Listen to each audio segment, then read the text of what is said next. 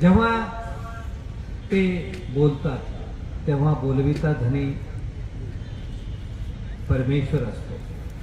ईश्वर उमटवून देतात आणि ते आपल्याला प्रत्येकाच्या मुखातून अनुभवायचं आहे. मी आपल्याला फक्त एवढंच सांगेन, आपण असन्निधानामध्ये सुद्धा सन्निधानी आहोत. रजोवासना दाटलेलेच आहोत, कारण कलियुगीचे सगळे विषय रामच आहेत.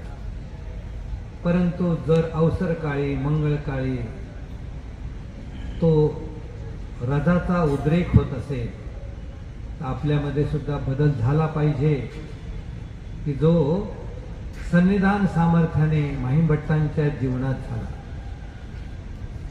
ज्याची प्रशस्ती नागदेवाचार्यांनी दिली. काय दिली?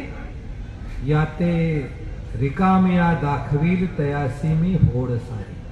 श्री प्रभू बाबांच्या सेवे वेगळा दाखवील तयासी मी होड सारी. आपल्याला सुद्धा तशाच प्रकारची पोच पावती नित्यांकडून मिळाली पाहिजे. या नाही त्या विधीत, त्या नाही त्या विधीत, नित्यविधीत नाहीत, निमित्तविधीत, सेवेत नाही, दास्यात दास्यात नाहीत, तर आपण सदा सर्व काळ हातात गाठी घेऊन नाही करता आली तरी